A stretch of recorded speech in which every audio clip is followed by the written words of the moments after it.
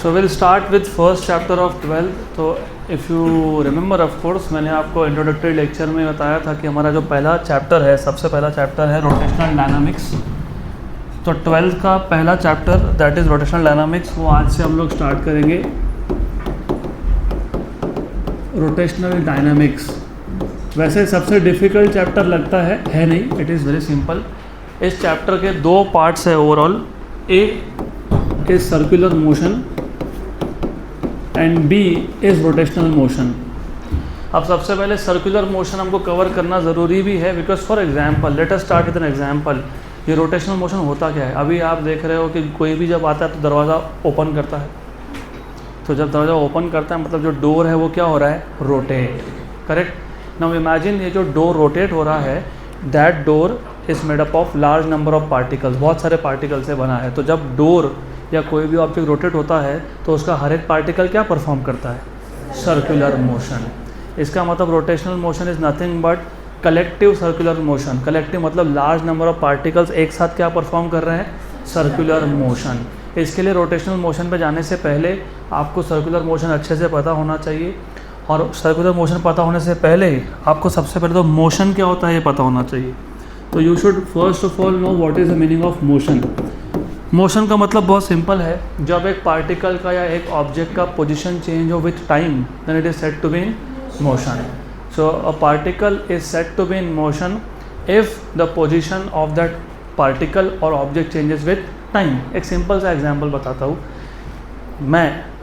I am an object और मैं move हो रहा हूँ, क्यों? क्योंकि मतलब मेरा पोजीशन चेंज हो रहा है ना विथ टाइम, तो आई एम इन मोशन। लेकिन आप सब यू आर एट रेस्ट। तो रिमेंबर पार्टिकल मोशन परफॉर्म कर रहा है हम लोग कब बोलते हैं? जब उसका पोजीशन चेंज हो विथ टाइम। तो सबसे पहले मोशन डिफाइन करते आना चाहिए। So a particle is said to be in motion, a particle is said to be in motion if its position changes with time, its position changes with time, वैसे तो ये सब तुमने 11 में देखा ही होगा, but anyways I am assuming कि चलो 11 की आपको याद नहीं, तो बेसिक से ही स्टार्ट कर रहा हूँ। हमको सर्कुलर मोशन देखना है, लेकिन सर्कुलर मोशन से पहले मोशन क्या होता है ये पता होना चाहिए। तो what is motion? Whenever the particle changes its position with time it is said to be in motion. Motion दो टाइप के होते हैं, एक होता है लीनियर मोशन। लीनियर मोशन में जो पार्टिकल होता है वो मूव होता है अलॉन्ग अ स्ट्रेट लाइन, और दूसरा होता है एंगुलर मोशन। एंगुलर मोशन में पार्टिकल मूव होता है अलॉन्ग कर्व्ड पाथ। देखो अच्छे से सुनना, कर्व्ड पाथ बोला। क्यों? ऐसा हो सकता है कि पार्टिकल पूरा सर्कल कंप्लीट कर रहा है, राइट? वो भी एंगुलर मोशन है, लेकिन उस केस में उसको तुम बोलते हो सर्कुलर मोशन। हो सकता है कि पार्टिकल कर्व पाथ के अलॉन्ग है लेकिन पूरा सर्कल कंप्लीट नहीं हुआ, इसलिए हम जनरली एंगुलर मोशन बोलते हैं। तो एंगुलर मोशन में particle move along curve path, और लीनियर मोशन में particle move along straight line. तो whenever particle changes its position with time it is said to be in motion. Motion can be classified into two types. Motion can be classified into two types. Number 1 linear motion. तो पहला type का motion कौन सा है? Linear. अब linear motion में particle का position change होता है along straight line. Good. So remember, if the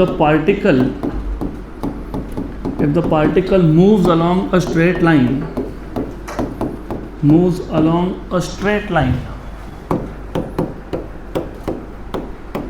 then the motion is said to be linear. और दूसरा कौन सा मोशन है? Angular motion. Angular motion number 2 is angular motion. इसको कैसे डिफाइन करोगे? If the particle moves along curved path, circular motion is one of the examples of angular motion. rotational motion is also example of angular motion. और एक type का motion है जिसको तुम angular बोल सकते हो, जो तुमने 11th स्टैंडर्ड में चैप्टर नंबर 3 में देखा था, प्रोजेक्टाइल मोशन। प्रोजेक्टाइल मोशन में जो पार्टिकल है वो कर्व्ड पाथ के अलॉन्ग मूव होता है, लेकिन वो जो पाथ होता है वो सर्कुलर नहीं होता है, वो होता है पैराबोला। राइट, वो भी क्या है, एंगुलर मोशन है. So if the particle moves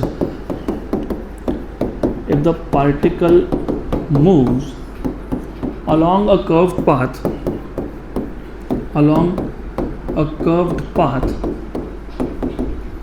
then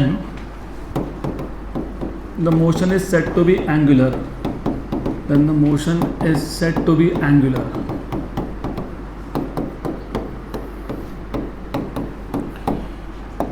okay, तो before we go to the details of circular motion, पहले तुमको ये बेसिक पता होना चाहिए. What is motion? Change in position of particle with time. If a particle changes its position with time then it is said to be in motion. कितने type के motion? दो. कौन से दो? Linear and angular. Linear motion में particle कैसे move होता है? Along straight line. और एंगुलर मोशन में कैसे मूव होता है? Along curve path. Very good. तो अगर आपको बाय द वे ये पता होना चाहिए, मोशन का स्टडी करने के लिए हम 3 पैरामीटर यूज़ करते हैं जिसको बोलते हो काइनेमैटिक्स. तो let us see kinematics of linear and angular motion. Linear and angular motion, किसी भी टाइप के मोशन को, चाहे वो लीनियर मोशन हो चाहे वो एंगुलर मोशन हो, मोशन का स्टडी करने के लिए या मोशन को डिस्क्राइब करने के लिए 3 पैरामीटर यूज़ होते हैं. कौन से 3 पैरामीटर? देखो, क्या मोशन मतलब क्या? पार्टिकल का क्या चेंज हो रहा है? पोजीशन. उसको बोलते हो डिस्प्लेसमेंट. क्या बोलते हैं? Number 1 is displacement, number 2 is velocity, number 3 is acceleration. तो किसी भी मोशन का स्टडी करने के लिए हम कौन से 3 पैरामीटर यूज़ करते हैं? Displacement, velocity and acceleration. तो तुमने ऑलरेडी 11th स्टैंडर्ड में या उससे पहले भी लीनियर मोशन के ये जो बेसिक पैरामीटर है इसका स्टडी किया था. तो what is displacement? How do you define displacement? Displacement मतलब क्या? Change in position with time. Okay, चलो थोड़ा सा हमको क्लियर करना पड़ेगा. लेट अस से नंबर लाइन है, ये ओरिजिन है. मान लेते हैं कि जो पहले हमारे पास पार्टिकल था, सम ऑब्जेक्ट, मान लो ये 2 मीटर पे था. और बाय द वे आपको पता होना चाहिए, एक्स एक्सिस के अलोंग हम लोग यूनिट वेक्टर कौन सा यूज़ करते हैं? कितने लोगों को यूनिट वेक्टर ही नहीं पता? नहीं पता तो बता दो, मैं बता दूंगा. यूनिट वेक्टर पता ही नहीं. ओके, कितने लोगों को वेक्टर क्या होता है यही नहीं पता? तो physical quantity, what is a physical quantity? Anything that you can measure is known as physical quantity. जो भी तुम मेजर कर सकते हो, length, mass, time, temperature, intensity, amount of substance, जो भी तुम मेजर कर सकते हो वो क्या होता है? Physical quantity. फिजिकल क्वांटिटी हम लोग 2 टाइप से क्लासीफाई करते हैं. एक को बोलते हो स्केलर्स, एक को बोलते हो वेक्टर्स. ऐसे फिजिकल क्वांटिटी जिसका कंप्लीट डिस्क्रिप्शन के लिए, जिसकी कंप्लीट इन्फॉर्मेशन के लिए आपको सिर्फ एक नंबर की ज़रूरत है, उस नंबर को बोलते हैं मैग्नीट्यूड. ऐसे क्वांटिटीज़ को बोलते हैं स्केलर. और डिफाइन कैसे किया था हमने? A physical quantity which can be completely describe by a magnitude alone is known as scalar quantity. For example, just for an example, यहाँ से वहाँ जाने में हमको 1 आवर का टाइम लगता है. तो 1 is magnitude, R is unit. मैंने डायरेक्शन बताया क्या यहाँ पे? नहीं. तो सिर्फ क्या बताया? मैग्नीट्यूड. तो ऐसे फिजिकल क्वांटिटी जिसकी कंप्लीट इन्फॉर्मेशन के लिए सिर्फ क्या चाहिए? मैग्नीट्यूड, उसको क्या बोलते हो? Scalar quantity. और ऐसा फिजिकल क्वांटिटी जिसका कंप्लीट डिस्क्रिप्शन के लिए तुमको मैग्नीट्यूड एंड डायरेक्शन की ज़रूरत पड़े, उसको क्या बोलते हो? Vector quantity. Good. So a physical quantity which requires both magnitude and direction for its complete description is known as vector quantity. तो distance scalar है, displacement vector है. अब displacement मतलब क्या समझ लेते हैं. और by the way, अब क्योंकि vector की बात कर ही रहे हैं, हमको जब डायरेक्शन बताना होता है ना, तो डायरेक्शन बताने के लिए x एक्सिस के अलॉन्ग अगर मुझे बताना है कि डायरेक्शन x एक्सिस है तो मैं उसको बोलता हूँ आई कैप. मुझे बताना है कि डायरेक्शन y एक्सिस है तो उसको मैं बोलता हूँ j कैप. तो j कैप मतलब y एक्सिस. और अगर मुझे डायरेक्शन बताना है z एक्सिस तो उसको मैं बोलता हूँ k कैप. नहीं, z एक्सिस हो गया, इसके अलॉन्ग k कैप. अभी यूज़ क्यों करते हो बताता हूँ मैं आपको. फॉर एग्जाम्पल, अगर मुझे ऐसा बताना हो कि जो पार्टिकल था वो इनिशियली x एक्सिस पे था 2 मीटर पे. अभी इतना सारा कौन लिखेगा? Initially the particle is at 2 metre along x axis. तो हम पता है क्या लिखते हैं? 2 i कैप मीटर. मतलब ये जो पार्टिकल है इसका जो इनिशियल पोजीशन वेक्टर है x1 बार वो कितना है 2i कैप। नाउ इमेजिन ये पार्टिकल यहाँ से ना यहाँ पहुँच गया, 8 मीटर पे पहुँच गया, तो इसका जो फाइनल पोजीशन वेक्टर है वो कैसे लिखोगे 8i कैप। इनिशियल क्या था 2i कैप, फाइनल कितना है 8i कैप, तो डिस्प्लेसमेंट कितना हुआ 6i कैप। तो तुमने डिस्प्लेसमेंट कैसे फाइंड किया, फाइनल पोजीशन वेक्टर को किस में से माइनस किया इनिशियल। तो displacement is nothing but change in position of the particle with respect to origin, क्योंकि इनिशियली वो 2 मीटर पे था, फिर कहाँ गया, फिर तुमने माइनस कर लिया तो तुमको डिस्प्लेसमेंट मिल गया 6। तो डिस्प्लेसमेंट हम कैसे डिफाइन करते हैं, change of position with time, इसको क्या बोलते हो डिस्प्लेसमेंट। क्या बोलते हो डिस्प्लेसमेंट। तो रिमेंबर मोशन का स्टडी करने के जो पहला पैरामीटर है कौन है डिस्प्लेसमेंट। पैरामीटर नंबर 2, अब पार्टिकल 2 से 8 पे तो आया, लेकिन हर सेकंड में कितना डिस्प्लेसमेंट हुआ उसको बोलते हो वेलोसिटी। क्या बोलते हैं, तो rate of change of displacement is known as velocity. हर सेकंड में कितना डिस्प्लेसमेंट हुआ उसको क्या बोलेंगे वेलोसिटी। क्या बोलेंगे वेलोसिटी। अब ऐसा भी तो हो सकता है कि वेलोसिटी खुद ही चेंज हो रहा है, तो उसको क्या बोलते हो एक्सेलरेशन। हर सेकंड में वेलोसिटी में कितना चेंज, उसको क्या बोलते हैं एक्सेलरेशन। इसलिए तुमको गाड़ी का स्पीड बढ़ाना होता है ना, तो पता क्या करते हो एक्सेलरेटर यूज करते हो, बराबर। तो एक्सेलरेशन मतलब rate of change of velocity. Good. अब तो मोशन का स्टडी करने के लिए कितने पैरामीटर चाहिए 3। कौन से 3, डिस्प्लेसमेंट और वेलोसिटी और एक्सेलरेशन। तो हम क्या करेंगे, हम इन तीनों पैरामीटर को कंपेयर करेंगे लीनियर मोशन के लिए और एंगुलर मोशन के लिए। अब यहाँ पे थोड़ा एक्स्ट्रा ध्यान देना, नहीं तो बाद में बड़ा कन्फ्यूजन हो जाएगा।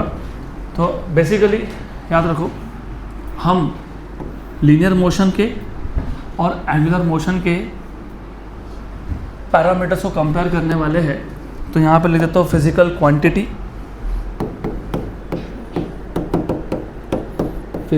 क्वांटिटी, लीनियर मोशन में उसको क्या बोलते हैं, उसका यूनिट क्या होता है, उसके डायमेंशंस क्या होते हैं, और एंगुलर मोशन में उसका सिंबल, उसका यूनिट और उसका डायमेंशन।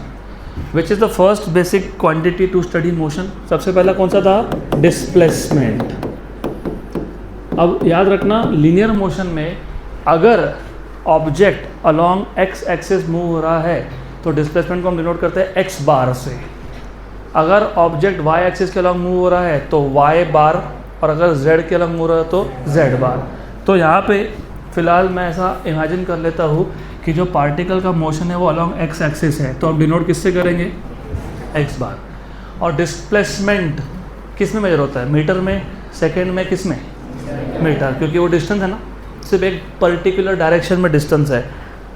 तो व्हाट विल बी द ऐसा unit of displacement metre. Good. फिर अगर आपको 11th स्टैंडर्ड थोड़ा सा याद होगा, चैप्टर नंबर 1 लेंथ के डायमेंशंस होते हैं l⁻⁴। गुड। तो डायमेंशनली क्या है l⁻⁴। अब इसमें थोड़ा सा एक्स्ट्रा इन्फॉर्मेशन मैं ऐड करते जाऊंगा, क्योंकि ये वेक्टर क्वांटिटी है। तो वेक्टर क्वांटिटी है तो वेक्टर का डायरेक्शन होता है, तो डायरेक्शन तुमको पता होना चाहिए। डिस्प्लेसमेंट का डायरेक्शन मैंने अभी एक एग्जांपल दिया था, ऑब्जेक्ट कहाँ था 2i कैप, कहाँ गया 8i कैप, तो डिस्प्लेसमेंट कितना हुआ 6i कैप। मतलब डिड यू नोटिस डिस्प्लेसमेंट का डायरेक्शन और मोशन का डायरेक्शन सेम है। तो what is the direction of displacement, same as that of motion. जिस डायरेक्शन में ऑब्जेक्ट मूव हो रहा है वही डायरेक्शन किसका होता है डिस्प्लेसमेंट का, बराबर। तो what is the direction of displacement, same as that of motion. पक्का पक्का, श्योर 100%। तो अगला पैरामीटर जो हमने देखा था, इस पे आऊँगा मैं वापस, पहले लीनियर मोशन देख लेते हैं। हर एक सेकंड में पार्टिकल कितना डिस्प्लेसमेंट कर रहा है, उसको क्या बोलते हो वेलोसिटी, और इसका यूनिट होता है मीटर पर सेकेंड। डायमेंशंस होते हैं l1t-1, और क्योंकि वेलोसिटी भी वेक्टर है तो रिमेंबर वेलोसिटी v, आपको पता है क्या v कैसे लिखते हो, dx/dt। गुड। अच्छा एक बात बताओ, अगर a bar equal to b bar लिखूँ तो मतलब क्या होता है इसका, what does that mean, these two vectors are equal vectors, मतलब ये दोनों वेक्टर्स का मैग्नीट्यूड एंड डायरेक्शन सेम है। पक्का? अगर मैंने ऐसा लिखा तो क्या मतलब होता है? Magnitude same but opposite direction. अगर मैंने ऐसा लिखा तो क्या मतलब होता है? डायरेक्शन सेम है लेकिन मैग्नीट्यूड डिफरेंट है। तो आपने देखा वेलोसिटी इक्वल्स टू तुमने x बार, लेकिन x का क्या लिया? डेरिवेटिव। इसका मतलब वेलोसिटी और डिस्प्लेसमेंट डायरेक्शन क्या होता है? सेम। तो वेलोसिटी का डायरेक्शन वही है जो किसका है? डिस्प्लेसमेंट। और डिस्प्लेसमेंट का डायरेक्शन वही है किसका? मोशन। तो मोशन के डायरेक्शन में डिस्प्लेसमेंट का डायरेक्शन है और वेलोसिटी का डायरेक्शन भी किसका है? डिस्प्लेसमेंट का। पक्का पक्का? गुड। देन तीसरा case, third parameter, acceleration. Velocity आपको बताता है कि पार्टिकल ने हर सेकंड में कितना डिस्प्लेसमेंट किया। एक्सेलरेशन आपको बताता है कि पार्टिकल का हर सेकंड में वेलोसिटी कितने से चेंज हुआ। इसलिए इसको बोलते हो rate of change of velocity. dv/dt लिखते हैं इसको। क्या लिखते हैं? अब तुम dv/dt लिखोगे अगर एक्सेलरेशन को, तो v इज़ मीटर पर सेकेंड और टाइम इज़ अगेन सेकेंड। तो क्या बन गया ये? मीटर पर सेकेंड स्क्वायर। तो एक्सेलरेशन को डिनोट करोगे a से, यूनिट क्या आएगा? मीटर पर सेकेंड स्क्वायर। और डायमेंशंस आएंगे L1 t-2। What about direction of acceleration? तुमने वेलोसिटी का डायरेक्शन कैसे निकाला? डिस्प्लेसमेंट से। आपने बोला कि जो डायरेक्शन डिस्प्लेसमेंट का है वही डायरेक्शन किसका है? वेलोसिटी का। अब a = dv/dt से बताओ what is direction of acceleration? Same as that of velocity. Half correct half wrong. क्यों? बताता हूँ। डू यू नो ये जो a = dv/dt लिखा है तुमने, इसी को लिखने का और एक तरीका है, v = u + at। तो v - u = at। तो a = v - u/t। अब ये टाइम तो कभी नेगेटिव होता ही नहीं है, time is always positive. Imagine एक ऑब्जेक्ट था जो स्ट्रेट लाइन में मूव हो रहा था, उसका वेलोसिटी बढ़ गया तो फाइनल वेलोसिटी इनिशियल से ज़्यादा है, बराबर। अगर फाइनल वेलोसिटी इनिशियल से ज़्यादा है तो न्यूमरेटर क्या आएगा? पॉजिटिव। अगर न्यूमरेटर पॉजिटिव आया तो a की वैल्यू भी क्या आई? पॉजिटिव। इसका मतलब a का और v का डायरेक्शन सेम है। क्या है? सेम है। तो एक्सेलरेशन और वेलोसिटी का डायरेक्शन कौन से कंडीशन में सेम होता है? जब फाइनल वेलोसिटी इनिशियल से ज़्यादा हो। अब उल्टा सोचो, ये आपका केस है एक्सेलरेशन का। तुम गाड़ी चला रहे थे, तुमने एक्सेलरेट कर दिया, मतलब तुमने वेलोसिटी बढ़ा दिया, तो ये केस। अब नाउ इमेजिन कि तुमको सामने स्पीड ब्रेकर दिख रहा है, क्या करोगे? स्पीड कम करोगे, वेलोसिटी कम करोगे। उस केस में फाइनल वेलोसिटी इनिशियल से क्या होगी? कम होगी, क्योंकि तुमने ब्रेक अप्लाई कर दिया ना, तो फाइनल वेलोसिटी इनिशियल से क्या हो गई? कम। तो यहाँ पे न्यूमरेटर पॉजिटिव होगा कि नेगेटिव होगा? नेगेटिव होगा। इसको बोलते हो रिटार्डेशन। क्या बोलते हैं? Negative acceleration is known as retardation. इस केस में एक्सेलरेशन एंड वेलोसिटी का डायरेक्शन अपोजिट होता है। तो डिस्प्लेसमेंट का और वेलोसिटी का डायरेक्शन सेम है, लेकिन एक्सेलरेशन का डायरेक्शन या तो वेलोसिटी के डायरेक्शन में होगा या उसको opposite, depending on final velocity. अगर फाइनल वेलोसिटी इनिशियल से ज़्यादा है तो एक्सेलरेशन और वेलोसिटी का डायरेक्शन सेम। इसको हम बोलते हैं they are parallel to each other. और अगर उल्टा हुआ, फाइनल वेलोसिटी इनिशियल से कम हुआ, तो एक्सेलरेशन का डायरेक्शन और वेलोसिटी का डायरेक्शन अपोजिट। इसको बोलते हो एंटी पैरेलल। पक्का? तो before I go to the angular motion, what is the direction of displacement? Linear motion की बात कर रहा हूँ। In the direction of motion, in the direction of motion. What is the direction of velocity? In the direction of displacement, मतलब same हो गया दोनों का। What is the direction of acceleration? Depending on final velocity, या तो along velocity या opposite to that of velocity. What are the dimensions of displacement? Dimension पूछा, unit नहीं पूछा। L1 unit metre. What are the dimensions of velocity? L1 t-1 और unit metre पर second. Acceleration का unit बताओ? Metre पर second square. और dimensions बताओ? L1 t-2। चलो सही है, गुड। अब आ जाते हैं हम एंगुलर मोशन पे। तो जैसे तुमने लीनियर डिस्प्लेसमेंट लिखा है, यहाँ पे पार्टिकल स्ट्रेट लाइन में मूव हो रहा था। एंगुलर मोशन में क्या होता है, मैंने आपको अभी बताया कि सर्कुलर मोशन ना एंगुलर मोशन का ही एग्जाम्पल है। तो मैं एक काम करता हूँ, मैं एक पार्टिकल ले लेता हूँ। वो पार्टिकल क्या कर रहा है, वो पार्टिकल इस सर्कल के अलावा मूव हो रहा है। Imagine initially particle A point पे था, गुड। थोड़े टाइम के बाद वो ए से कहाँ आ गया, बी पे, न्यू पोजीशन पे।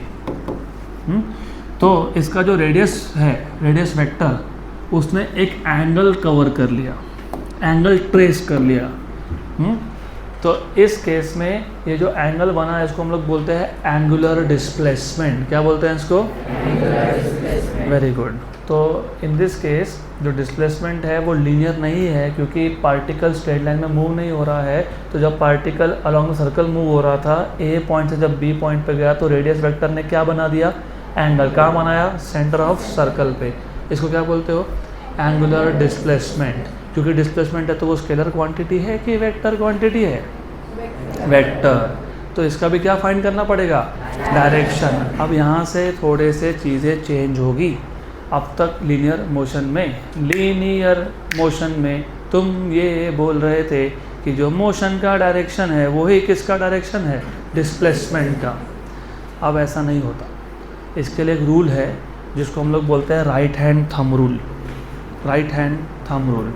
तो रूल ऐसा है, take your right hand, curl your fingers को कर्ल कर दो और थंब को आउटस्ट्रेच करो, बाहर निकालो।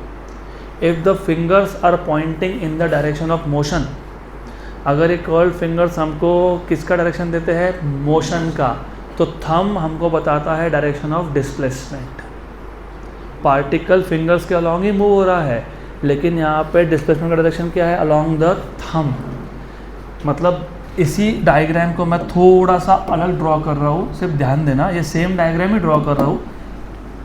इमेजिन सिर्फ ऐसा है कि पहले तुम इसको एक अलग व्यू से देख रहे थे, जिसको तुम बोलते हो फेस ऑन, सामने से। अब इसी को तुम साइड से देख रहे हो। तो अब ऐसा है कि ये पार्टिकल पहले यहाँ था ए पे, थोड़ी देर के बाद वो पहुँच गया यहाँ बी पे। अच्छा, बाय द वे, इस सर्कल का जो सेंटर है वहाँ से अगर मैं एक स्ट्रेट लाइन पास कर दूँ जो सर्कल को परपेंडिकुलर हो, इसको बोलते हैं एक्सिस। क्या बोलते हैं? A straight line passing through center of circle and perpendicular to the plane of circle is called as axis. क्या बोलते हैं इसको? A straight line passing through center of circle, और किसको perpendicular है? प्लेन को। सर्कल को खुद ही परपेंडिकुलर है, इसको क्या बोलते हो? एक्सिस। क्या बोलते हैं इसको? Very good. तो पार्टिकल पहले था यहाँ, फिर यहाँ से वो आ गया यहाँ, तो उसने एंगल बना दिया। इस एंगल को क्या बोला हमने? Angular displacement. इसका डायरेक्शन फाइंड करने के लिए मैंने क्या बोला आपको? कौन सा rule? Right hand thumb rule. Imagine your right hand with fingers curled and thumb outstretched. If the fingers are pointing in the direction of motion, then thumb is giving you direction of angular displacement. तो thumb कहाँ point कर रहा है? ऊपर, मतलब कहाँ? Along the axis. तो ये हो गया थीटा का डायरेक्शन। यहाँ पे मोशन का डायरेक्शन अलग है और डिस्प्लेसमेंट डायरेक्शन अलग है। लीनियर मोशन में मोशन का डायरेक्शन और डिस्प्लेसमेंट का डायरेक्शन क्या होता है? सेम। एंगुलर में होता है क्या? नहीं। पक्का पक्का? गुड, याद रहेगा अब? श्योर। तो अब जैसे हमने इधर x बार लिखा, इसको क्या बोलेंगे? थीटा बार। जैसे तुम इसको मीटर में मेजर करते हो, वैसे एंगल का ऐसा यूनिट रेडियन होता है, डिग्री नहीं होता। क्या होता है? रेडियन। तो व्हाट इज ऐसा यूनिट ऑफ एंगल? रेडियन। और क्योंकि एंगल है, एंगल तो सिर्फ नंबर ही होता है ना, तो डायमेंशन होते हैं क्या इसके? नहीं। तो L0, M0, L0, T0, M0, L0, T0। जैसे तुमने लीनियर वेलोसिटी के बारे में बताया था कि हर एक सेकेंड में कितना डिस्प्लेसमेंट हो रहा है। कौन सा डिस्प्लेसमेंट? Linear displacement. उसको क्या बोला था तुमने? Linear velocity. वैसे ही एंगुलर वेलोसिटी मतलब हर सेकेंड में पार्टिकल कितना एंगल कवर कर रहा है उसको क्या बोलोगे? Angular velocity. लीनियर वेलोसिटी किससे डिनोट किया? v से। एंगुलर करोगे पता है किससे? ओमेगा से। जैसे ये मीटर, ये रेडियन, ये मीटर पर सेकेंड, ये रेडियन पर सेकेंड। जैसे ये L1, ये L1t माइनस 1, ये L0, तो ये L0 t माइनस 1। और जैसे जो डायरेक्शन डिस्प्लेसमेंट का था वही डायरेक्शन वेलोसिटी का था, यहाँ भी वैसा ही होता है। जो डायरेक्शन एंगुलर डिस्प्लेसमेंट का है वही डायरेक्शन एंगुलर वेलोसिटी का है, मतलब डायरेक्शन इज सेम। पक्का पक्का? डोंट वरी, मैं रिपीट करूँगा थोड़ा, क्योंकि अगर आपका 11 का बेसिक्स नहीं है ना तो दिक्कत तो होगी। जिनका 11 का तुम अगर नहीं पढ़े ये सब तो फिर मुश्किल है, इसको इजी बनाएंगे, डोंट वरी। जैसे हर सेकंड में वेलोसिटी कितना चेंज हुआ उसको क्या बोला था तुमने? एक्सेलरेशन। वैसे हर सेकंड में एंगुलर वेलोसिटी कितना चेंज हुआ उसको बोलते हो एंगुलर एक्सेलरेशन। उसको डिनोट करते हो अल्फा से। किससे? अल्फा। जैसे ये था मीटर, ये था मीटर पर सेकंड, ये था मीटर पर सेकंड स्क्वायर, ये है रेडियन, रेडियन पर सेकंड और रेडियन पर second square. L1 L1t minus 1, L1t minus 2, L0 L0t minus 1, L0t minus 2। पक्का पक्का? जैसे जैसे लीनियर एक्सेलरेशन के दो डायरेक्शन थे। कौन से दो? या तो वेलोसिटी के डायरेक्शन में या उसको अपोजिट। वेलोसिटी के डायरेक्शन में कब आएगा? जब final velocity is greater than initial. और उल्टा कब होगा? जब final velocity is less than. यहाँ पे भी वैसा ही केस है, और फिज़िक्स तुम्हारे रियल लाइफ में ही है। मैं बताता हूँ दोनों केसेस आपको, थोड़ा सा अच्छे समझ लेना। अभी ये फ़ैन बंद था, मैंने उसको स्टार्ट किया, तो ये जो फ़ैन के ब्लेड्स है इसका स्पीड बढ़ने लगा, मतलब final velocity is greater than initial. तो उस केस में अल्फ़ा पॉजिटिव आएगा, क्योंकि सेम लॉजिक जैसे इसका था, final velocity greater than initial, तो A और V का डायरेक्शन सेम। वैसे यहाँ पे अगर final angular velocity is greater than initial तो अल्फ़ा और ओमेगा डायरेक्शन सेम, तो यहीं आ जाएगा आपका अल्फ़ा, सेम डायरेक्शन। अब उल्टा सोचो, अगर मैं फ़ैन का बटन बंद करता हूँ तो फ़ैन का स्पीड क्या होगा? कम, मतलब फाइनल स्पीड ये इनिशियल से कम हो जाएगा। तो उस केस में एंगुलर एक्सेलरेशन का डायरेक्शन क्या होगा? उल्टा। उल्टा मतलब यहाँ पे। पक्का? Good good, sure sure, clear यहाँ तक? तो सबसे पहले मुझे ये बताओ, लीनियर मोशन में डिस्प्लेसमेंट का यूनिट क्या था? लीनियर में मीटर, एंगुलर में रेडियन। डायमेंशंस क्या थे? L1, यहाँ पे L0। लीनियर मोशन में डिस्प्लेसमेंट का डायरेक्शन क्या था? Same as that of motion. और एंगुलर में right hand thumb rule along the axis. पक्का? लीनियर मोशन में वेलोसिटी का यूनिट क्या था? मीटर पर सेकेंड। एंगुलर में क्या आएगा? Radian per second. डायमेंशंस क्या थे? L1t माइनस 1, वहाँ क्या होंगे? L0t minus 1। लीनियर मोशन में वेलोसिटी का डायरेक्शन क्या था? Same as that of displacement. और एंगुलर में भी क्या आएगा? Same as that of displacement. तो दोनों केस में डिस्प्लेसमेंट और वेलोसिटी का डायरेक्शन सेम है, राइट? लीनियर मोशन में एक्सेलरेशन का यूनिट क्या था? मीटर पर सेकेंड स्क्वायर। वहाँ क्या था? Radian per second square. Dimensions L1t minus 2, वहाँ पे L0t minus 2। What about direction of linear acceleration? या तो वेलोसिटी को पैरेलल या फिर anti parallel, depending on velocity के values. What about angular acceleration? Same, या तो एंगुलर वेलोसिटी को पैरेलल या तो एंगुलर वेलोसिटी को anti parallel, depending on the values of, किसके वैल्यू पे डिपेंड करेगा? Angular velocity. किसके वैल्यू पे डिपेंड करेगा? Angular velocity. Very good. तो अब अगर आपको याद है, आपने ना 11th स्टैंडर्ड में और उससे पहले भी स्कूल में भी इक्वेशंस ऑफ काइनेमैटिक्स देखे थे क्या? Equations of kinematics. तो यहाँ पे हमको वापस इक्वेशंस ऑफ काइनेमैटिक्स देखने हैं लीनियर के, और साथ में एंगुलर के भी हमको समझने हैं। तुमको अगर लीनियर मोशन पता है तो तुमको अपने आप ही एंगुलर मोशन समझ में आ ही जाएगा, अगर लीनियर मोशन पता है तो। नहीं पता है तो मैं रिवाइज करवा ही रहा हूँ साथ साथ में। तो सबसे पहले लीनियर मोशन।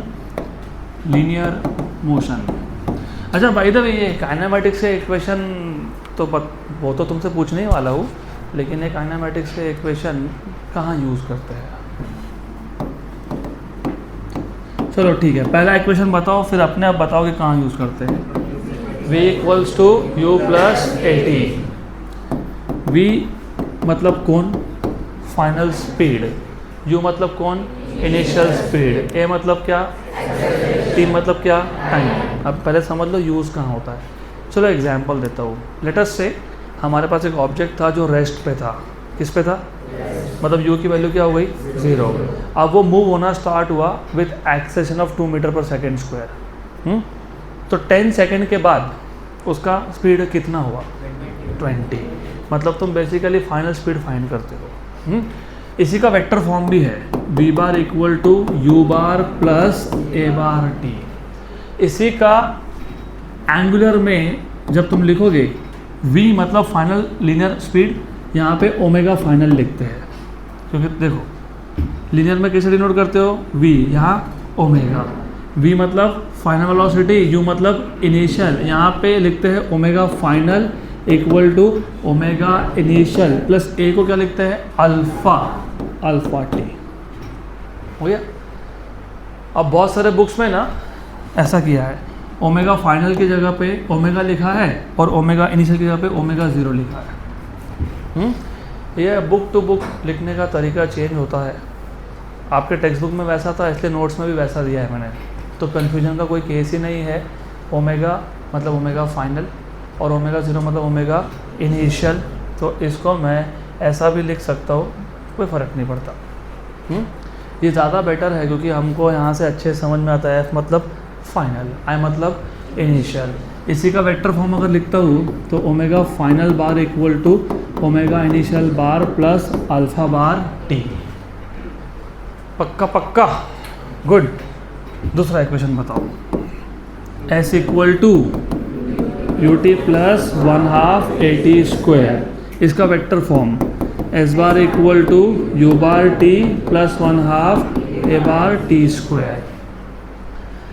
S मतलब डिस्प्लेसमेंट, यहाँ पे डिस्प्लेसमेंट क्या लिखा है? थीटा, बराबर। तो यह आ जाएगा थीटा इक्वल टू u मतलब initial speed, omega initial t plus 1/2 alpha t square. सिर्फ आपके नोट्स में इसको क्या लिखा है? ओमेगा 0। ठीक है, गुड।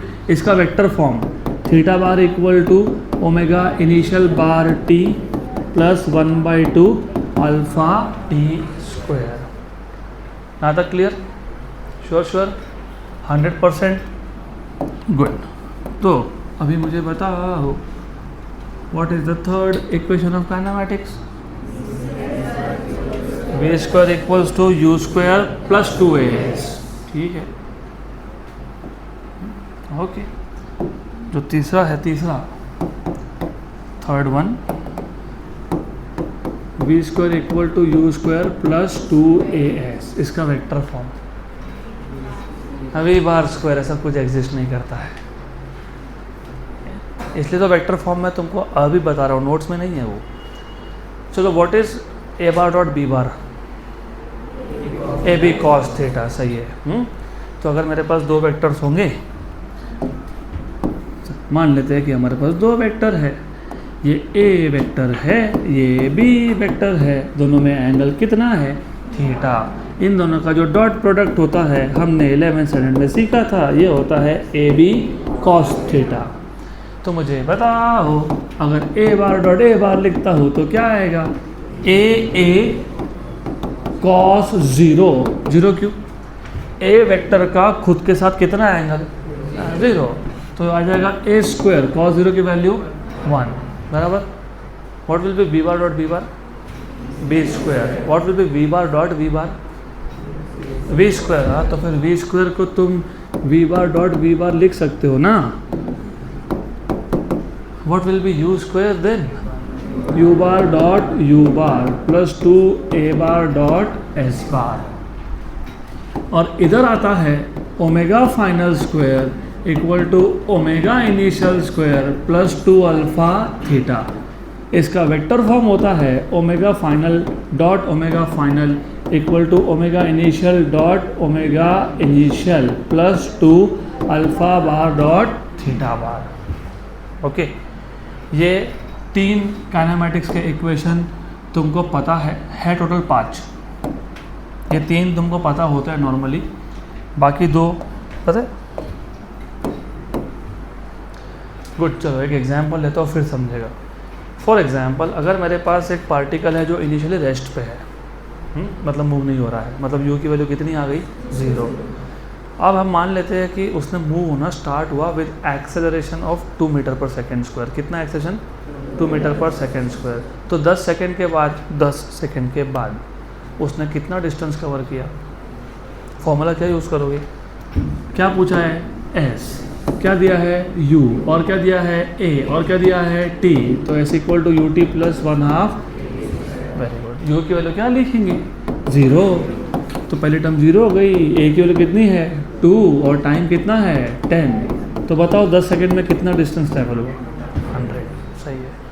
अगर मैंने आपसे ये पूछ लिया होता कि पर्टिकुलरली 6th सेकेंड में कितना डिस्टेंस ट्रैवल हुआ, सिर्फ 6 सेकेंड, पहले 6 सेकेंड नहीं बोल रहा हूँ, 6th सेकेंड की बात कर रहा हूँ। चलो मैंने पूछ लिया what is the distance travel in 4th second. ये तो पूरे 10 सेकेंड्स का है ना, मतलब 0 से 1, 1 से 2, 2 से 3, 3 से 4, 4 से 5, ऐसा 10 सेकेंड तक टोटल डिस्टेंस है 100 मीटर। अब मैं आपसे पूछ रहा हूँ कि 6th सेकेंड में कितना डिस्टेंस ट्रैवल हुआ। उसका फॉर्मूला पता है क्या होता है? Sn equal to u plus a/2 2n minus 1। ये होता है distance travelled in nth second of the motion. अब सॉल्व करो, बताओ। चलो मैंने पूछ लिया आपसे what is the distance travelled by the particle in 5th second. बाकी सब सेम है। a की वैल्यू 2 है, u की वैल्यू 0 है, तो u की वैल्यू क्या लिखोगे? 0। a की वैल्यू क्या लिखोगे? 2, 2/2 1, n की वैल्यू 5, 2 × 5 10 - 1 9। तो 5वें सेकेंड में कितना डिस्टेंस हुआ? 9 बराबर। 8वें सेकेंड में कितना हुआ? Last bench. यस, अरे तुम्हें बोल रहा हूँ, हाँ तुम्हें बोल रहा हूँ। 8th सेकेंड में कितना हुआ? 8th। u की वैल्यू 0, a की वैल्यू 2, 2/2 1, n की वैल्यू 8, 2 × 8 16। उसमें से एक गया कितना? 15 मीटर। तो फिर ये 100 मीटर क्या था? ये 100 मीटर टोटल 10 सेकंड का डिस्टेंस था, मतलब 0 से 1, 1 से 2, 2 से 3, 3 से 4, 4 से 5, सारे हर एक सेकंड में डिस्टेंस टोटल ऐड किया तो कितना आएगा? 100। और ये किसके लिए? nth सेकंड के लिए, बराबर। तो जस्ट टू सी, आपको समझा कि नहीं, what is the distance travelled in 3rd second. तीसरे सेकेंड में कितना डिस्टेंस हुआ? 5। u की वैल्यू 0, a की वैल्यू 2, 2/2 1, 2 × 3 6, 6 में से एक गया 5। वेरी गुड, पक्का। अब मेरा एक काउंटर क्वेश्चन है और एक क्वेश्चन है। आपने ना अगर 11th के चैप्टर, कम से कम पहले 2 चैप्टर तो अच्छे से होने ही चाहिए, अगर वो हुए होंगे, मतलब स्पेसिफिकली यूनिट्स एंड डायमेंशंस की बात कर रहा हूँ, तो आपने उसमें एक चीज़ सीखा था कि जब कोई भी एक इक्वेशन लिखते हो आप फिज़िक्स में, आप जब कोई भी एक इक्वेशन लिखते हो तो 2 चीज़ें इंपॉर्टेंट होती है। नंबर 1, अगर इन लेफ्ट हैंड साइड पे एक टर्म है, राइट हैंड साइड पे 2 टर्म है, तो ये तीनों के तीनों टर्म या तो स्केलर होने चाहिए या फिर वेक्टर। ये कंडीशन 1 है, मैंने स्केलर ही लिखा है। कंडीशन 2, जितने भी टर्म्स है सबके यूनिट्स या फिर डायमेंशंस सेम होने चाहिए। डिस्टेंस प्लस डिस्टेंस ही कर सकते हैं, डिस्टेंस मिलता है। फॉर एग्जांपल, यहाँ से नासिक 150 किलोमीटर, नासिक से मुंबई 150 किलोमीटर, यहाँ से मुंबई कितना? 300 किलोमीटर। ऐसा कोई बोला है क्या? यहाँ से नासिक 150 किलोमीटर, वहाँ से मुंबई 2 घंटा, ऐसा सुना है क्या? 2 आवर्स। करते क्या? ऐसा ऐड नहीं कर सकते हो ना तुम। ऐड या सब्ट्रैक्ट कब करते हो? जब सारे के सारे टर्म्स के यूनिट्स या डायमेंशंस सेम हो। मतलब सिंपल भाषा में टाइम ही ऐड होता है, डिस्टेंस में डिस्टेंस ही ऐड होता है, स्पीड में स्पीड ही ऐड होता है। स्पीड को डिस्टेंस के साथ ऐड नहीं कर सकते, डिस्टेंस को टाइम के साथ ऐड नहीं कर सकते। पक्का? हाँ कि ना? तो ये डिस्टेंस था मीटर में, था कि नहीं? u क्या था? स्पीड मीटर पर सेकेंड। टाइम क्या था? सेकेंड। ये सेकेंड और ये सेकेंड क्या हो गया? कैंसिल हो गया। ये तो नंबर ही है। हाँ, a क्या है? मीटर पर सेकेंड स्क्वायर, और टाइम क्या है? सेकेंड स्क्वायर आ गया। तो मीटर मीटर मीटर, सही है कि नहीं? हाँ, इक्वेशन करेक्ट है, बिल्कुल करेक्ट है, गुड। अब जब मैंने तुमको बोला कि s n equal to u plus a by two 2n minus 1, s मतलब डिस्टेंस, यू मतलब मीटर पर सेकेंड, ए मतलब मीटर पर सेकेंड स्क्वायर, और ये तो नंबर ही था ना। ये कैसा हो गया? ये इसको बोलते हैं डायमेंशनली इनकरेक्ट। एक टर्म के डायमेंशंस l⁻⁴ मतलब डिस्टेंस आ रहा है, दूसरा स्पीड आ रहा है, तीसरा एक्सेशन आ रहा है। तो ये इक्वेशन तो डायमेंशनली ही गलत है, तो लिख कैसे दिया फिर?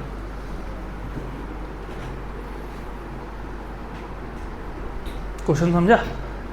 एक इक्वेशन में जितने भी टर्म्स हो सबके डायमेंशंस क्या आने चाहिए? सेम। सबके यूनिट्स क्या आने चाहिए? इधर आ रहे हैं क्या? नहीं। तो फिर कैसे इक्वेशन यूज़ किया? ये फॉर्मूला किसके लिए है? Distance travelled in n second, मतलब distance travelled in particular 1 second of time. 0 से 1, 1 से 2, 2 से 3, 3 से 4, 4 से 5, बराबर। मतलब करेक्ट है ना? तुमने टाइम लिखा है लेकिन वो 1 सेकेंड था। इधर भी क्या लिखा था? 1 स्क्वायर। तो 1 सेकेंड का सेकेंड और 1 सेकेंड स्क्वायर का स्क्वायर क्या हो गया? कैंसल। तो डायमेंशनली सही है, गलत नहीं है। सिर्फ वहाँ पे टाइम की वैल्यू कितनी है? 1। कितनी है? 1। इसका वेक्टर फॉर्म भी लिख सकते हो, लिखना चाहो तो।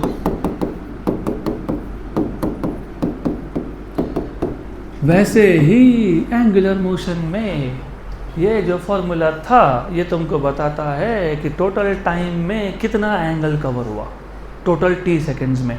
और ये फॉर्मूला तुमको बताएगा, देखो Sn मतलब θn, u मतलब ओमेगा इनिशियल, a मतलब अल्फा, 2n माइनस 1। ये आपको बताएगा कि एक गिवन सेकेंड में कितना एंगल कवर हुआ। पक्का? गुड। फिर इसका भी क्या लिख सकते हैं हम लोग? Vector form. ये मुझे पता है नोट्स में मैंने नहीं लिखा है, जानबूझ के नहीं लिखा है, क्योंकि तुमको पहले 3 तो पता होते हैं, चौथा पाँचवा पता ही नहीं होता। इसके लिए अभी इसके आगे से तुमको ये पता होना चाहिए। पाँचवा भी है, पाँचवा कौन सा पता है? अच्छा छोड़ो, तुमको सब पता है, मैं बताता हूँ कैसे। नहीं अबे हंस क्या रहे हो, सच तो बोल रहा हूँ, पता है। What is speed? General formula of speed, distance upon time. चलो ठीक है। Average speed is total distance upon total time, है ना? अब ये भी तुमको मैं रियल लाइफ में समझाता हूँ। मैं यहाँ से स्टार्ट करता हूँ, ये 0 है मान लेता हूँ, 0, 1 2 3, मैं 3 कदम आगे आया, 1 और 2 कदम पीछे गया, मतलब total distance is 5। Distance, displacement नहीं, डिस्टेंस। 3 + 2 5। मान लो इमेजिन कर लो कि टोटल टाइम मेरे को लग गया 2.5 सेकेंड्स। कितना? तो what is my speed? 2 metre पर सेकेंड, बराबर। ये एवरेज स्पीड था। क्यों?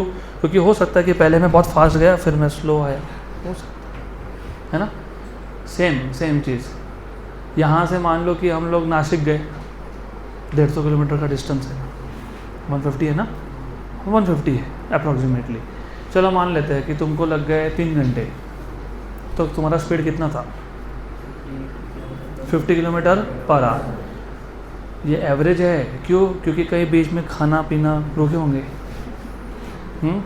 कभी बीच में हमने को टोल भरना था तो उधर भी रुके होंगे, कहीं हमको पेट्रोल भरना था वहीं भी रुके होंगे, कहाँ पे हमको रोड एकदम खाली मिला तो 100 की स्पीड पे भी भगाया होगा, कभी 70 की स्पीड भी हुई होगी। तो जब तुम टोटल डिस्टेंस को टोटल टाइम से डिवाइड करते तो वो एवरेज मिलता है। क्या मिलता है? एवरेज। तो ये एवरेज स्पीड को मैं ऐसा लिख सकता हूँ, S/T, total distance upon time. तो टोटल डिस्टेंस कितना हो गया? Average speed into time. अगर फाइनल स्पीड v है, इनिशियल स्पीड u है, तो एवरेज कितना है? 2 नंबर का एवरेज कैसे निकालते हो?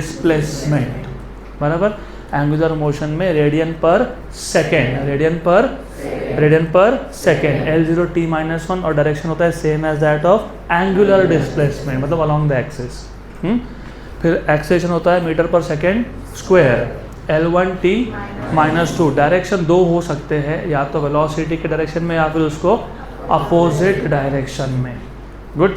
और एंगुलर एक्सेलेरेशन को डिनोट करते हो अल्फा से, radian per second square L0t-2। इसके भी दो डायरेक्शन हो सकते हैं, या तो थीटा के डायरेक्शन में या तो उसको अपोजिट डायरेक्शन में। अब हमको देखना है कि लीनियर और एंगुलर पैरामीटर में कनेक्शन क्या है। तो अगला टॉपिक है relation between linear and angular quantities. Relationship between linear and angular quantities. चलो यार ध्यान दो, ये भी बहुत इंपॉर्टेंट, इंटरेस्टिंग और इजी है। सबसे पहले क्वेश्चन तो ये आना चाहिए कि लीनियर मोशन तो लीनियर मोशन है और एंगुलर तो एंगुलर है, दोनों मोशन अलग अलग है, तो दोनों के पैरामीटर्स में कनेक्शन आया कहाँ से। तो one thing should be very clear, अगर मोशन लीनियर है तो उसमें एंगुलर पैरामीटर नहीं आता, लेकिन अगर मोशन एंगुलर है उसमें लीनियर पैरामीटर आता है। कैसे आता है, एग्जाम्पल के थ्रू समझेंगे। वैसे इसको तुम पेंडुलम बोल सकते हो क्योंकि इसमें एक रस्सी है स्ट्रिंग और नीचे एक मास है। अब इसको मैं सर्कुलर मोशन में सेट कर देता हूँ। नाउ इमेजिन अगर रस्सी टूट गई तो ये जो ऑब्जेक्ट है वो कहाँ जाएगा? अभी तो सर्कुलर मोशन में घूम रहा है लेकिन रस्सी टूटने के बाद कहाँ जाएगा? टेंजेंशियली स्ट्रेट लाइन में जाएगा, हाँ कि ना? मतलब तुमने देखा कि सर्कुलर मोशन बीच में स्ट्रेट लाइन मोशन बन सकता है। अगर रस्सी टूट गई तो क्या बन जाएगा? Linear motion. मतलब एंगुलर मोशन के पैरामीटर्स और लीनियर मोशन के पैरामीटर्स में कुछ तो कनेक्शन है और बहुत सिंपल कनेक्शन है। What is the displacement denoted in linear motion? x या फिर y या फिर z? जनरली s बोल दो, हम इसलिए तो s इक्वल टू यूटी लिख रहे थे ना, s। यहाँ पे क्या बोलते हो? थीटा। यहाँ पे स्पीड को क्या बोलते हो? यहाँ पे क्या बोलते हो? यहाँ पे एक्सेशन इज a। यहाँ पे कुछ नहीं करना, r इक्वल टू बन गया connection. s equal to r theta, v equals to r omega, a equals to r alpha. मैं एक बार रिपीट करता हूँ वापस। डिस्प्लेसमेंट लीनियर में s, एंगुलर में थीटा, वेलोसिटी v, यहाँ पे ओमेगा, यहाँ पे एक्सेशन a, यहाँ पे अल्फा। r से मल्टीप्लाई कर लो एंगुलर पैरामीटर्स को और इधर इक्वल टू लिख दो, हो गया। दिस इज द कनेक्शन और relationship between linear and angular quantities. s equal to r theta, v equals to r omega, a equals to r alpha. और चेक करना तो चेक भी कर लो। ये देखो, ये s डिस्टेंस था मीटर, ये r रेडियस है मीटर, और ये तो एंगल है ना, इसके डायमेंशन होते नहीं है, तो लेंथ और लेंथ मैच हो गया। ये v था L1 t-1, ये r है लेंथ, और ओमेगा था L0 t-1, तो L0 t-1, तो क्या हो गया? L1 t-1, L1 t-1। तो वैसे इसका भी सेम डायमेंशंस मैच हो जाएंगे। यहाँ तक क्लियर? पक्का पक्का ये समझा है? तो अब finally we can start with circular motion. अभी सर्कुलर मोशन आज इंट्रोड्यूस करेंगे, थोड़ा सा आज लेंगे, फिर देखेंगे कितना टाइम बचता है। तो सबसे पहले सर्कुलर मोशन डिफाइन कैसे करेंगे ये बताओ। हमारे पास एक पार्टिकल है जो सर्कमफरेंस के अलॉन्ग घूम रहा है, बराबर? तो डिफाइन कैसे करोगे? The motion of a particle along the circumference of circle is known as circular motion. Simple, good. The motion of a particle, the motion of a particle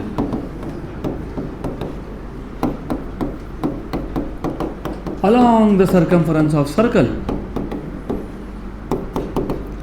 along the circumference of circle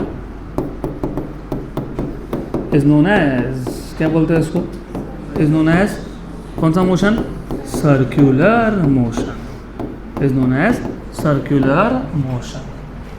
अब circular motion होते हैं दो type के, एक को बोलते हो uniform circular motion और एक को बोलते हो नॉन यूनिफॉर्म सर्कुलर मोशन। मैं दोनों का डिफरेंस बताता हूँ। तो circular motion can be classified into two types. हम आज एक ही कवर करेंगे, don't worry. Circular motion can B, देखो थोड़ा थोड़ा बड़बड़ की आवाज़ आ रही है मेरे को, मैं ना जीरो टॉलरेंस पॉलिसी पे हूँ, सीधा एडमिशन कैंसिल। तो सीखने आए तो सीखो ना, बाकी क्या क्लास के बाद क्या ही करोगे, इसके बाद तो बड़बड़ी करनी है तुमको। जिनको नहीं पता मैं बता देता हूँ, वापस एक बार बता देता हूँ। पहले एक बैच था 2 साल पहले, उन्होंने बहुत टेंशन दिया मेरे को, और जब 11 ख़त्म हुआ, आखिरी दिन था, मैंने उनको बोल दिया बाय बाय, वापस मत आना इधर, क्योंकि I don't want to become a strict teacher. मेरे स्वभाव में नहीं है, सूट नहीं होता मेरे को वो, और किसी और के लिए खुद को नहीं चेंज करने वाला मैं। पढ़ना है क्या आप लोगों को? हाँ, तो फिर वो 3:45 से 5 बजे तक के टाइम में एकदम यहाँ पे ध्यान, पक्का? थोड़ा मेरे को वहाँ पीछे से चिड़चिड़ आवाज़ आई, तो चिड़चिड़ मत करो, जिसको इंग्लिश में तुम चिट चैट बोलते हो, मत करो। Circular motion can be classified as, number 1, uniform circular motion. देखो तुमको अगर सिर्फ कुछ वर्ड्स पता होंगे ना तो तुमको अपने आप मोशन के बारे में सब समझ में आ जाएगा। यूनिफॉर्म, चलो थोड़ा सा स्कूल का एग्जाम्पल लेते हैं। अच्छा, तुम यूनिफॉर्म क्यों नहीं पहन के आए आज? व्हाट इज़ यूनिफॉर्म पता है? Same dress code. तो वो एक्चुअली यूनिफॉर्म वर्ड यूज़ करते हैं एक रीज़न के लिए। जब हर एक स्टूडेंट सेम ड्रेस कोड पहन के आता है तो टीचर को हर बच्चा सेम दिखता है, मतलब हर जगह पे सेम दिखता है, उसको बोलते हैं यूनिफॉर्म। यूनिफॉर्म का मतलब होता है सेम एवरीवेयर, राइट? पक्का? अब यूनिफॉर्म सर्कुलर मोशन का मतलब क्या हो सकता है फिर? सर्कुलर मोशन है मतलब पार्टिकल तो सर्कमफ्रेंस के अलॉन्ग घूम ही रहा है। अगर स्पीड कांस्टेंट हो गया मतलब पार्टिकल कहीं पे भी हो उसका स्पीड क्या हो? सेम। वेलोसिटी नहीं, स्पीड। वेलोसिटी वेक्टर है, स्पीड स्केलर है। तो ऐसे मोशन को बोलते हैं यूनिफॉर्म सर्कुलर मोशन, और शॉर्टकट में बोलते हैं UCM. The motion of a particle along the circumference of circle with constant speed, with constant speed, with constant speed is known as uniform circular motion. Velocity constant नहीं होता है। क्यों नहीं होता है बताता हूँ, पहले डिफाइन कर लेते हैं। The motion of a particle, the motion of a particle along, किसके along? Along the circumference of circle, along the circumference of circle with क्या कांस्टेंट? विथ कांस्टेंट स्पीड की velocity, speed with constant velocity, है ना? With constant speed is known as uniform circular motion. Uniform का मतलब ये है कि particle का स्पीड सेम है, बराबर। अब वेलोसिटी क्यों सेम नहीं बोल रहा हूँ मैं, बताता हूँ। सर्कुलर मोशन में अभी जब मैंने आपसे पूछा, एक रस्सी लिया था, उसके नीचे एक मास बांधा हुआ था, मैंने उसको गोल गोल घुमाया, आपसे पूछा कि रस्सी कट गई तो कहाँ जाएगा, आपने बोला टेंजेंशियल। तो याद रखना, जब एक particle uniform circular motion perform करता है ना, उसका स्पीड हर जगह पे भले ही सेम हो, लेकिन उसका जो वेलोसिटी का डायरेक्शन होता है वो हमेशा टेंजेंशियल होता है। मतलब अगर वो इस पॉइंट पे है तो वेलोसिटी का डायरेक्शन टेंजेंट है, वो इधर आया तो भी डायरेक्शन टेंजेंट ही है। मतलब वेलोसिटी का डायरेक्शन तो चेंज हो ही रहा है, वेलोसिटी का मैग्नीट्यूड मतलब स्पीड क्या है? सेम। स्पीड क्या है? सेम, लेकिन डायरेक्शन क्या हो रहा है? चेंज। इसलिए velocity is not constant, speed is constant. Velocity तो चेंज हो रहा है, डायरेक्शन इज़ चेंजिंग। पक्का? तो यूनिफॉर्म सर्कुलर मोशन में पार्टिकल का क्या कांस्टेंट है और वेलोसिटी का डायरेक्शन हमेशा क्या होगा? टेंजेंशियल। तो remember, in this type of motion, in UCM, in uniform circular motion, the direction of velocity at any point is along the tangent, along the tangent. So in uniform circular motion, the direction of velocity at any point is along the tangent, is along the tangent। यहाँ तक clear? अच्छा, तो मेरे को बताओ, velocity vector है कि scalar है? वेक्टर। Speed scalar. तो वेलोसिटी के पास दो चीज़ है, मैग्नीट्यूड एंड डायरेक्शन। वेलोसिटी के मैग्नीट्यूड को ही स्पीड बोलते हो, राइट? तो यहाँ पे वेलोसिटी का मैग्नीट्यूड मतलब स्पीड चेंज हो रहा है क्या? नहीं। डायरेक्शन चेंज हो रहा है क्या? हाँ। मतलब वेलोसिटी चेंज हो रहा है क्या? हाँ। और आपको पता है जब भी वेलोसिटी चेंज हो तो वहाँ पता है क्या होता है? एक्सेलरेशन। तो अभी इसके बाद और एक चीज़ समझ लेना कि एक्सेलरेशन का मतलब ये नहीं है कि सिर्फ स्पीड चेंज हो रहा है, डायरेक्शन चेंज होने से भी क्या होता है? एक्सेलरेशन। तो यूनिफॉर्म सर्कुलर मोशन में स्पीड चेंज हुआ कि डायरेक्शन चेंज हुआ? स्पीड चेंज हुआ कि डायरेक्शन चेंज हुआ? और डायरेक्शन वेलोसिटी का चेंज होने से वहाँ पे क्या हो गया? एक्सेलरेशन। अब यहाँ पे 11th का कनेक्शन है। 11th में motion in a plane chapter में आपने एक टॉपिक देखा था, छोटा सा टॉपिक था, different ways of change in velocity. Velocity को चेंज करने के 3 तरीके होते हैं। वेलोसिटी वेक्टर है कि स्केलर है? वेक्टर। उसके पास क्या क्या है? मैग्नीट्यूड एंड, तो 3 तरीके में से पहला तरीका, जब वेलोसिटी का मैग्नीट्यूड सेम रहे लेकिन सिर्फ क्या चेंज हो? डायरेक्शन, उस केस में एक्सेलरेशन हमेशा वेलोसिटी को परपेंडिकुलर होता है। क्या होता है? तो इस केस में स्पीड चेंज हुआ क्या? नहीं। डायरेक्शन चेंज हुआ क्या? हाँ। तो इस केस में वेलोसिटी टेंजेंशियल है कि नहीं? तो एक्सेलरेशन पता है क्या होगा? परपेंडिकुलर, मतलब टुवर्ड्स द सेंटर। क्योंकि ये टुवर्ड्स द सेंटर है तो इस एक्सेलरेशन को बोलते हैं सेंट्रीपिटल एक्सेलरेशन। क्या बोलते हैं? पक्का पक्का, गुड। तो बाकी के 2 तरीके बताऊंगा, लेकिन पहला ये, तो जब वेलोसिटी का सिर्फ डायरेक्शन चेंज हो तो वेलोसिटी में चेंज हुआ because of change in direction, तो देयर इज एन एक्सेलरेशन, और उस केस में acceleration is perpendicular to velocity. यहाँ पे वेलोसिटी अलोंग द टेंजेंट था, तो टेंजेंट को परपेंडिकुलर कहा जाएगा अलोंग द रेडियस, लेकिन अंदर की तरफ, अंदर मतलब टुवर्ड्स द सेंटर। तो इसको क्या बोलते हो? सेंट्रीपिटल एक्सेलरेशन या फिर रेडियल एक्सेलरेशन या फिर radial acceleration. So in this case